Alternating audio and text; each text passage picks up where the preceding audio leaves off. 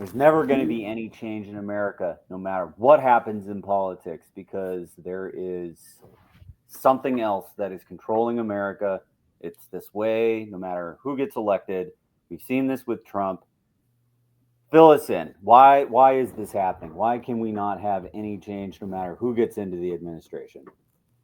Well, the reason is because the structure of our political system prefers prefers force. And I say that, like, why do we we send politicians to Washington all the time, asking them for some sort of difference in change, or for some sort of change for America.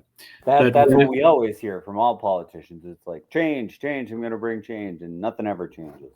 and what and part of this problem is whenever we ask for domestic change, whenever domestic change it becomes a question of taking something from Americans, politicians immediately pivot towards foreign relations. And then when they turn to foreign relations, they turn to bureaucracies that are set up in the government.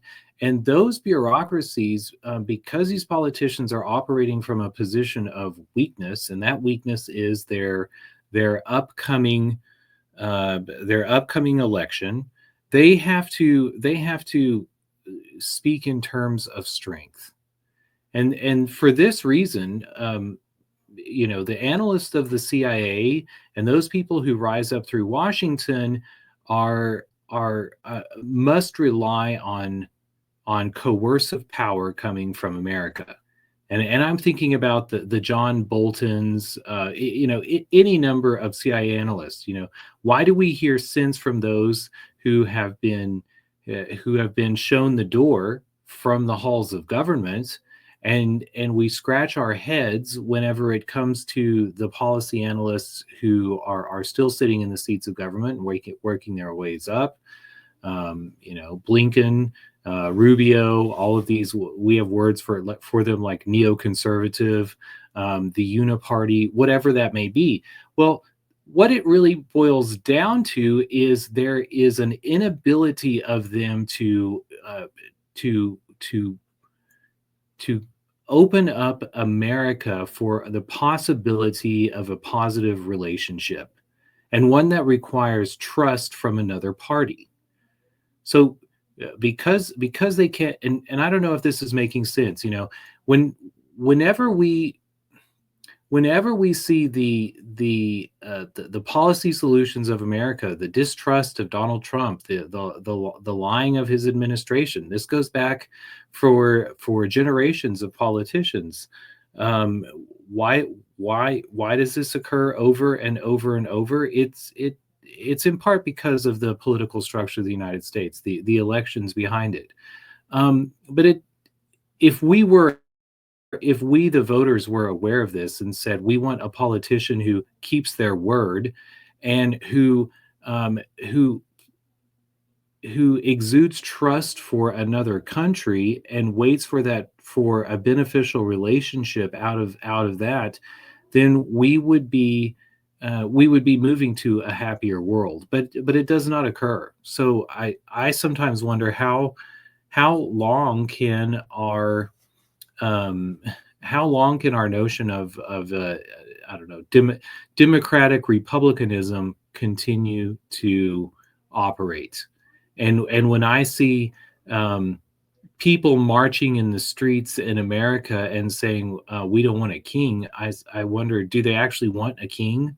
Because they want somebody who has enough power to be vulnerable, to establish a good relationship with Russia, to establish a good relationship with China, even though they might take advantage of the United States in the short run. But we don't see that from any of our politicians. So it's because the people actually want a strong leader. They almost want a king, but they say they don't want a king. They want the democratic institutions, that the democratic institutions thwart the will of the king. I've heard the description that what America tried to establish in its republic was the best of multiple different governance systems, and that the president really was modeled on sort of a king, and so he does almost have kingly power, but that it's limited and that it has checks and balances and that it's limited by its term as well. Yeah, well, the president was supposed to be a king. They chose the name executive on after thinking about calling him a king after England, which was largely the model that they were replicating. But yeah, he was supposed to be a king, but only for a very short amount of time. But you know the king has become trapped by the promise of reelection. So we in one in some ways we see Donald Trump acting very much like a king, probably because he's not expecting reelection in the future. But in part, it also doesn't matter because or the reason that he ends up fighting the bureaucracies, the military and the executive bureaucracies, is because they are already conditioned to be working uh, under this electoral system. And if they are going to rise up through the ranks, they can't say trust Russia. Russia may we may have some foibles early in the relationship, but it's better in the long run for us to trust another country and to acknowledge its sovereignty.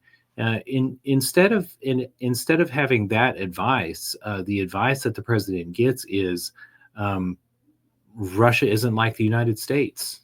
Russia is doing things that are not uh, Russia is doing things that are not congruent with the values of American citizens. So we have to go around and change that. And and because we now have come to a point where American dominance is is is is questionable. I don't know if we can call it dominance.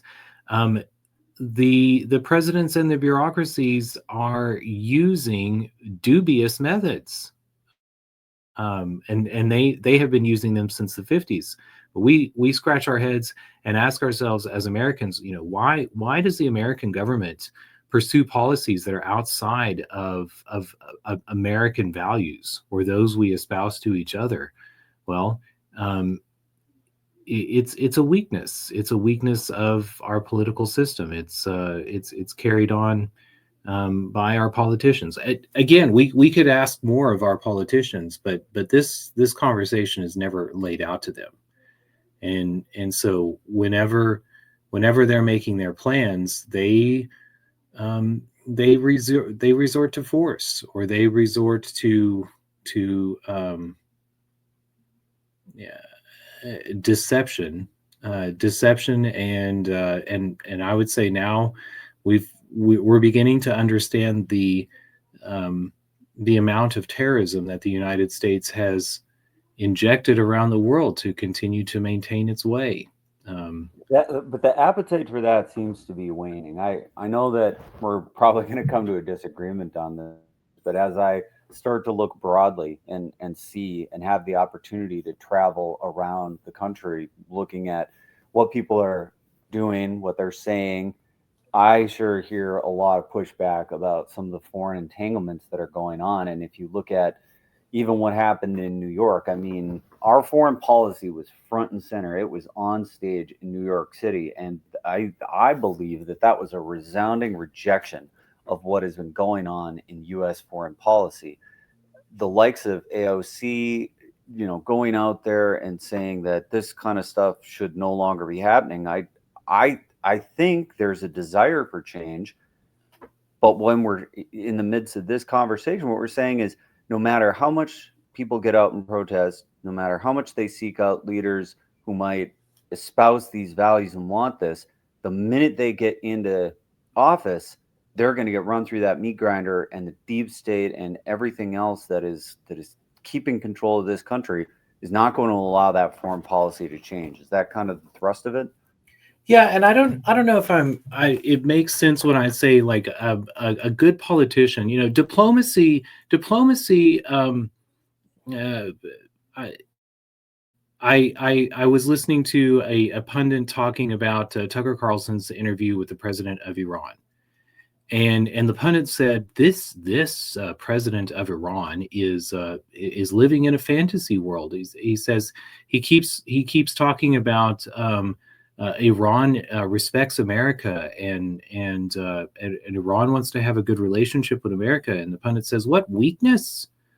What good has America? What good intention, goodwill, good actions have America brought to bear with Iran in the last 50 years? If not going, in what point of history has America ever done anything good for Iran?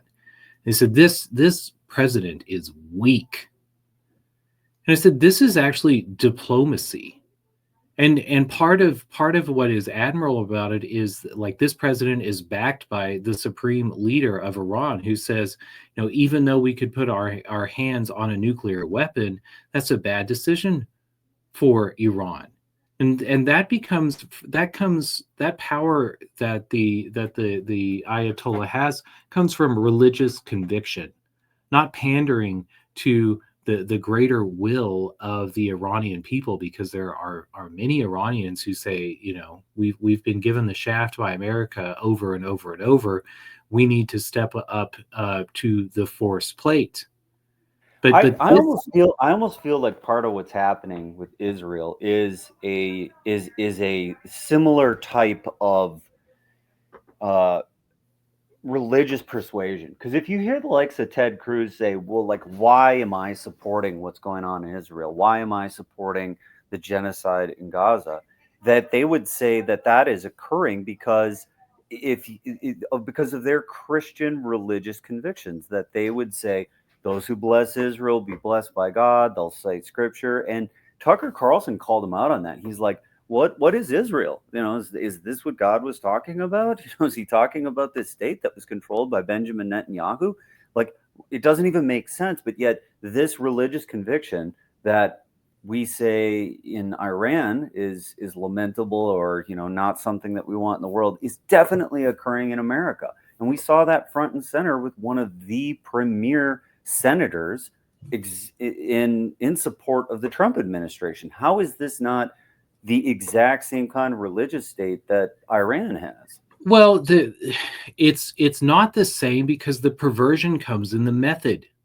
When when when Ted Cruz says, "Blessed are those who bless Israel," killing children, killing Palestinian children, those are Israeli children. We call them Palestinian to make a distinction, but they are citizens of Israel. They are under the protective thumb of Israel. Israel calls them domestic terrorists so that it can split and classify the people who live within its borders. But this is where Ted Cruz and this line of evangelical thinking is corrupted.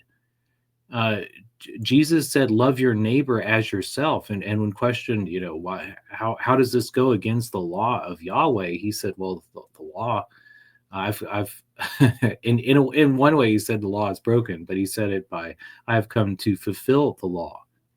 And so I just see the parallel. I see the parallel because when you have a major senator who's representing the state of Texas and gets up and says this, he's representing the will of the people.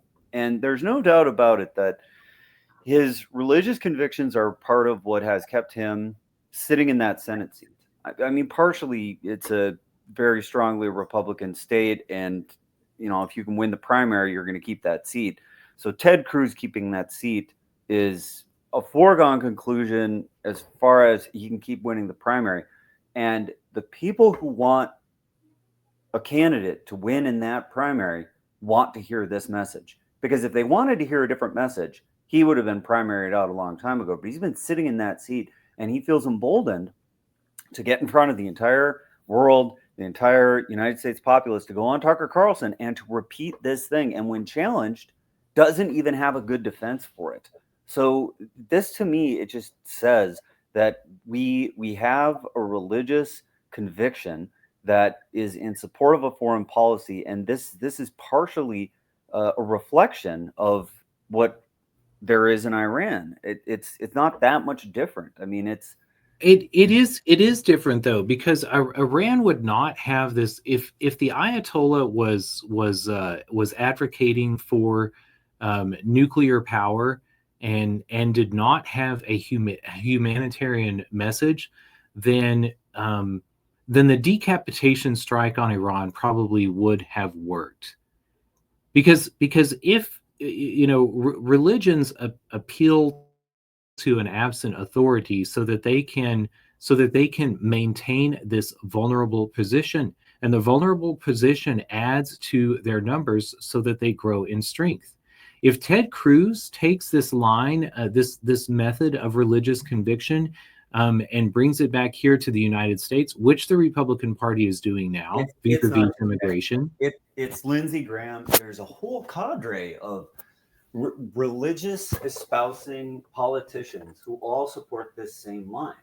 That, I guess that's where I'm going with this is, if we want to say, what do we have in America and how is what we have in America different? I see a very similar type of structure with a lot of the politicians, because I think I'm picking on Ted Cruz because he's a senator. He's very front and center because he's been recently in the news, but he's certainly not the only one. I would point Lindsey Graham as being dead center in this camp as well, because he certainly is supportive of this foreign policy that has produced entanglements. He is strongly in support of Israel. And I don't see how these guys just turn a blind eye to what Israel's doing. I mean, it's not concealed from the United States. It's not concealed from the media. It's front and center. If you want to see it, I don't see how they're not seeing it.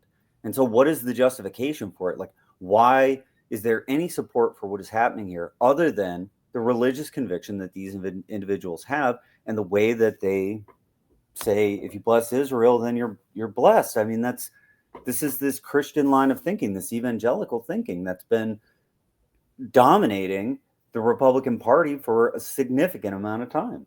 Well, in part, the reason that these politicians, and there are so many of them, ride on a religious bandwagon is because just like in policy, that you can couch it in the logic of who's out or who's in. And these politicians, rather than talking about, again, who's in domestically, are talking about who's out, outside of the American electorate. But again, this is coming home to roost with the immigration question here in the United States. And as the United States has less power in the rest of the world, and these politicians are forced to bring some of this logic home and answer long, lingering questions about, terms we use like the Great Society or the socialist versus capitalist workers fights that were prevalent in America, or the labor fights in America before World War I. This is all coming back again, and the politicians that rose up when this question has turned to domestic are those who share the pie. And part of the reason that I think that we have this this association with or this prevalence of the who's out religious voices, I think goes back to the Johnson Amendment. In 54, LBJ wanted to silence dissent by religious leaders, which would probably be, otherwise have had should have the protection of the First Amendment. But LBJ wanted to silence that dissent for the cause of civil rights legislation. So he passed an amendment, and he said, if religious leaders talk about political topics, then they will lose their tax exempt status. And this has come up, like this is coming up front and center again. And what has been said is that preachers are free to say whatever they want from the pulpit. Like this is coming around. So this is likely, I think, if Trump and the Trump administration has their way, we're either not going to see this enforced or we're going to see this scrubbed off. Well, we're not going to see it enforced. I don't know that it's ever been enforced since its inception. But the sad there was definitely talk of it during the Biden administration. They were hard going after this kind of stuff. Like they were talking about churches losing their 501c3. They were definitely talking about this in the last administration on whether they actually got anything across the line. They were threatening. It was being discussed. I'd actually think it'd be worth looking into to see if they did do some of that. But like the word that's been coming out of the Trump administration is that that kind of speech, that political speech, especially since it's in support of the Trump administration, is okay by them, and they have no appetite for enforcing this whatsoever. Well, and the reason that we have the axiom, you know, the answer to hate speech is more speech, is because if you tell people that, I mean, America is built on the understanding that if you deny something to people, then only the most fringe of voices are going to exercise that. So what you end up doing is silencing the center. And if you're silencing the center, then you're going to have massive disruption in your political system, because you're going to go from, we say far left or far right, from extreme to extreme, because those two, some preacher who doesn't feel that strongly about it, doesn't have hard positions, they're going to be like, I don't want to pay taxes. I don't want to go to jail. Those who feel adamantly against it are going to say something, and we,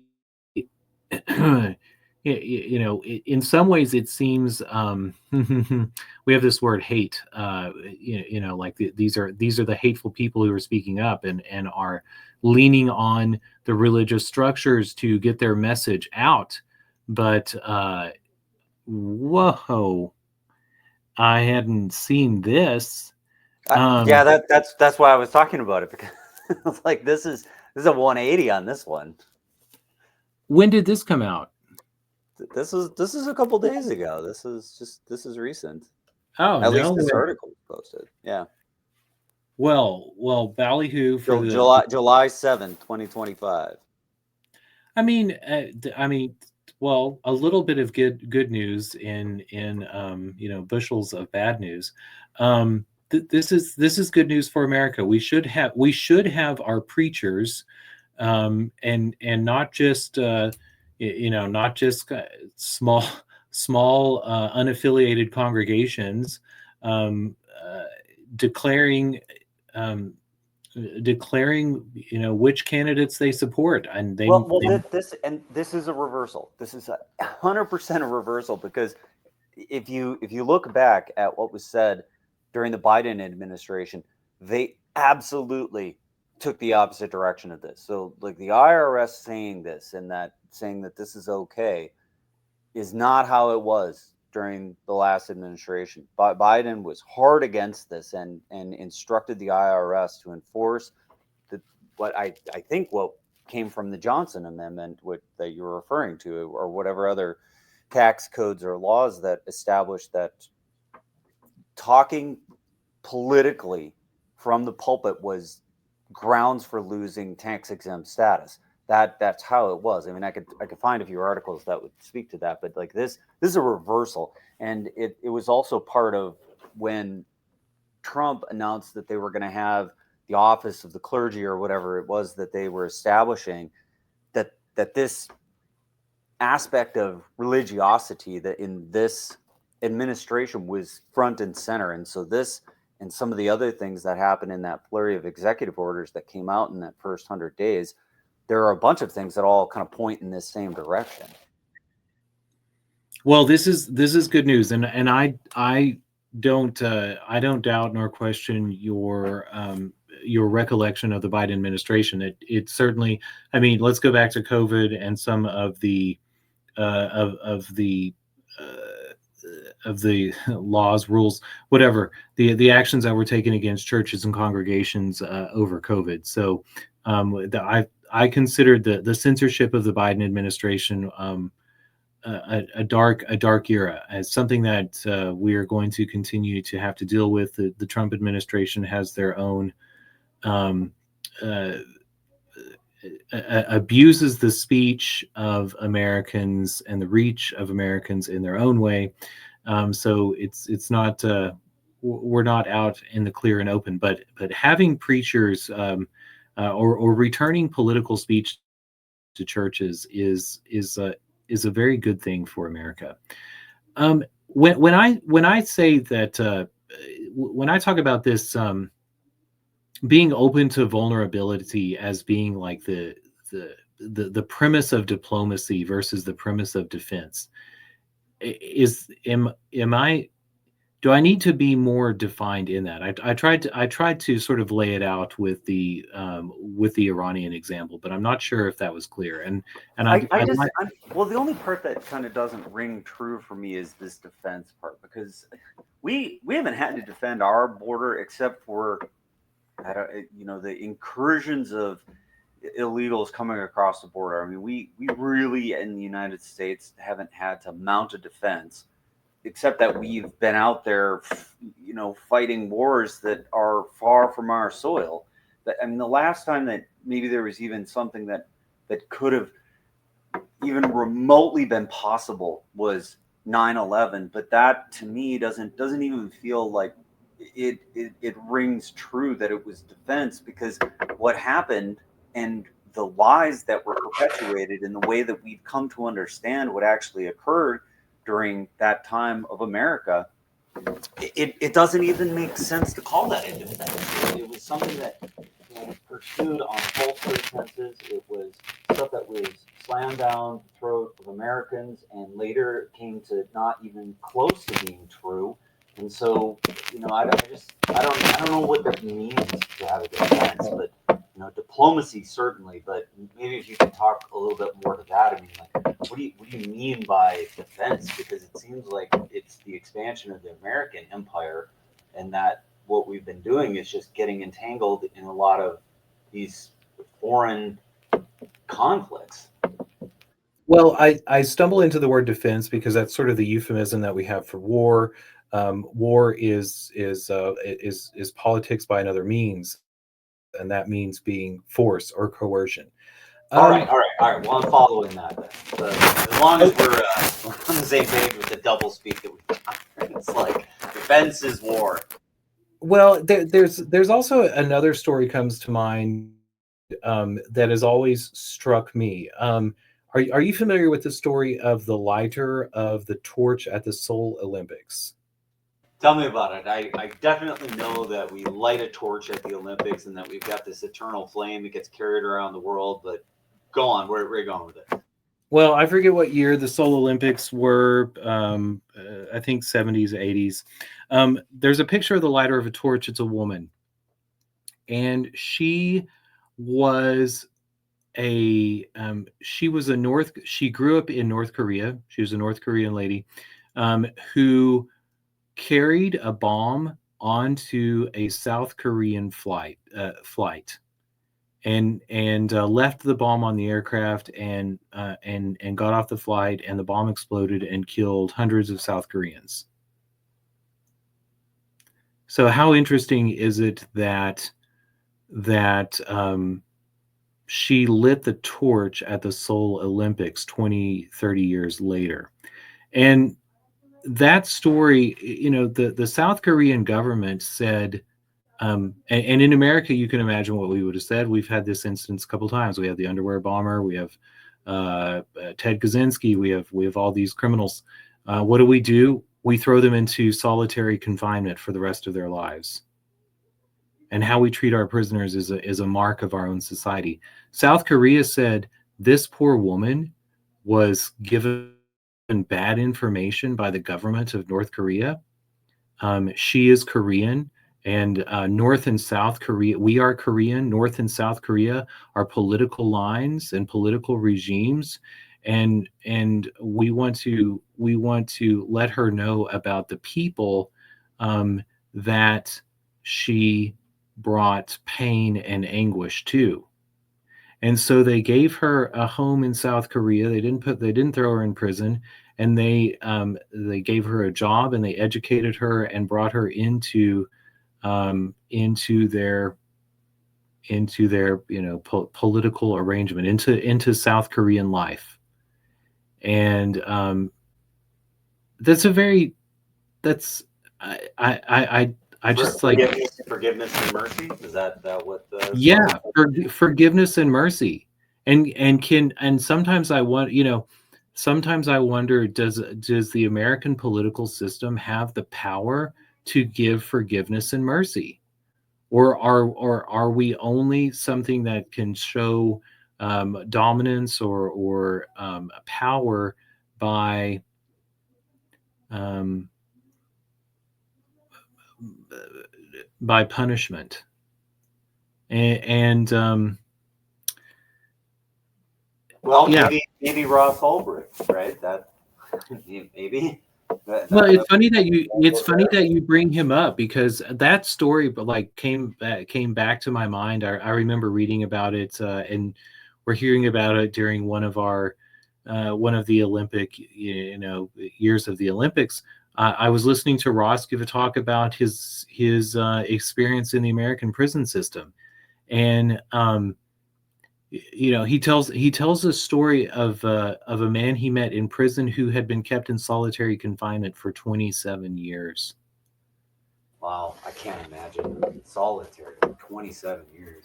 And I just think about I think about things that we call barbaric prison, barbaric treatments, putting somebody in the rack.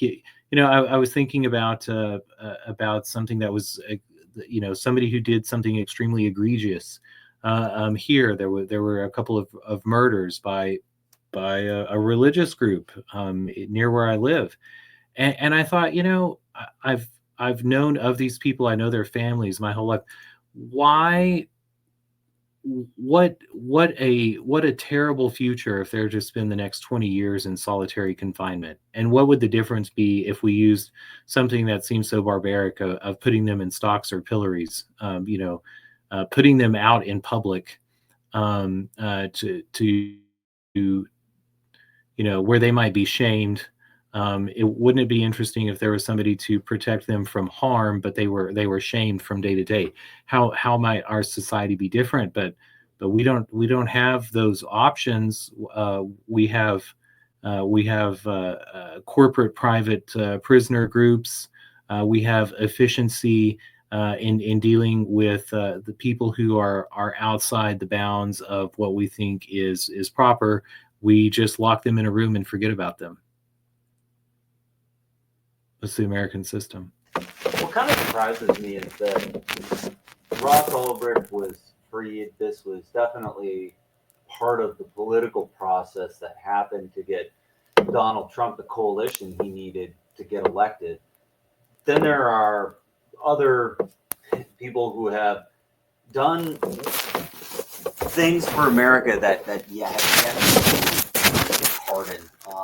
It's kind of surprising, I think, who actually was able to manufacture a political dispensation for crimes and those who have not been able to muster such a thing. It does really evidence that so much of what occurs in the world is politics, and we've even covered this with what happens at the Supreme Court, is that this is not an impartial body, but rather it is the manifestation of political will. And so the idea, which I think is the central topic of what we're talking about here, is how does political will manifest itself, and where does it actually occur, and how and where can that affect change in the lives of real people? So certainly for Ross Ulbricht, he's no longer in prison.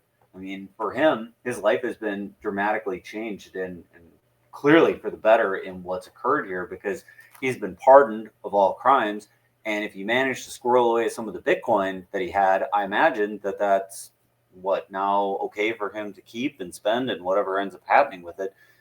But as far as can we actually change the machinations of government itself, that seems to be a question. And I think many are starting to feel a great disaffection for any engagement in the political process moving forward, because we just do not see the ability to manifest this real change. And so if there's a deep state, if there's this entrenched political train direction that is almost impossible to dislodge, then we're just never going to see change in America, no matter how much the candidates get up and say that they're going to do something different. When they get into power, they're going to be thrown through the meat grinder. I guess I really want to just get back to that topic. Like, can real change be affected outside of these minor wins or what has happened for individuals or in the minutia? Because it just doesn't seem to be that there's a way to affect that. I thought that these populist movements might actually produce some difference, but it just sure seems like it's back to the same old. We're just fighting wars. These wars aren't getting ended, and the spending continues, and here we go with more of the debt. Is it really that the Federal Reserve's got to end before any real change can occur? Is that kind of the central premise?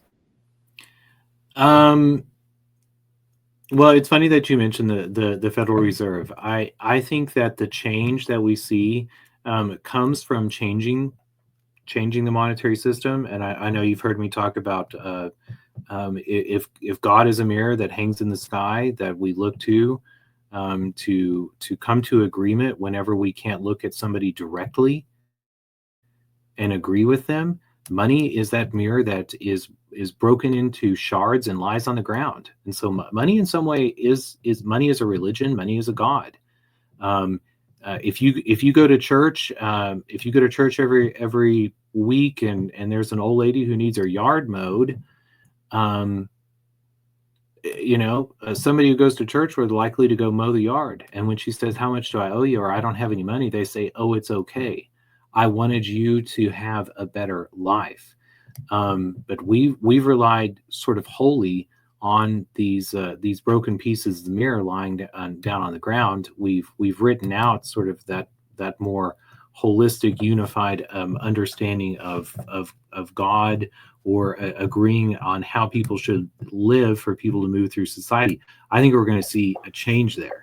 I think that this is a really strong point for everybody to remember, because politicians right now do not have to pay for what they're planning on doing. They don't have to pay for it directly.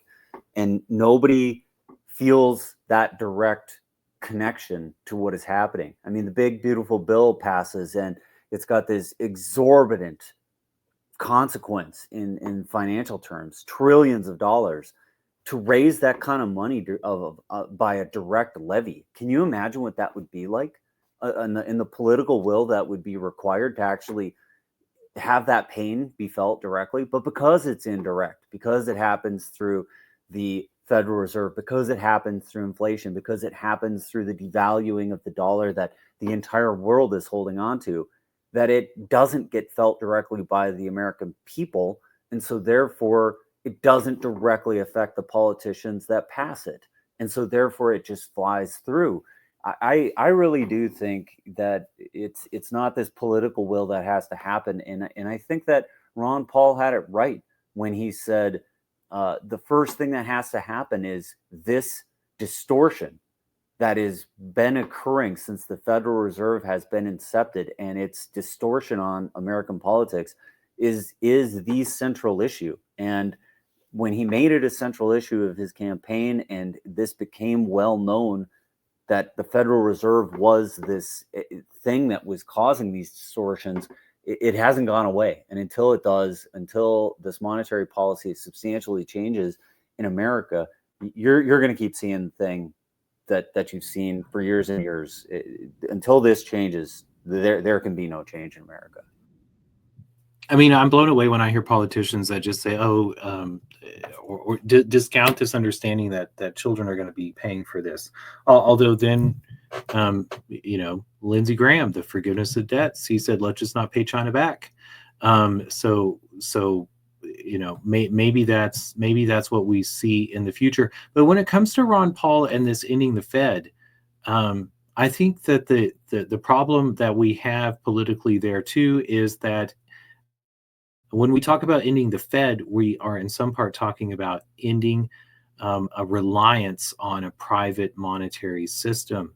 And so, the question of, do we have a public central bank, and is that federal, or is that national, or is that something smaller? Is that religious enclaves that are providing that? That's something that it's going to take us a while to work out. We're at time. I guess the only other thing that I wanted to say is I do think a lot of, I love juries, but whenever I see the punishment that exists in the judicial side of our political system too, a question that I'm often asking myself is, who has the power to forgive? Because forgive, whether it's forgiving debts when it comes to money, or forgiving trespasses, forgiving sins when it comes to violence on our bodies, or discretions of desecrations of law, then if we only use the tool of punishment, then the world is ever bleaker. So if we can find ways to insert forgiveness, I think that will be crucial for the success of America. That's all I got. Thank you for allowing me to tackle such an esoteric topic today. So I hope it brought some sort of clarity. We'll see you next time on FOMO.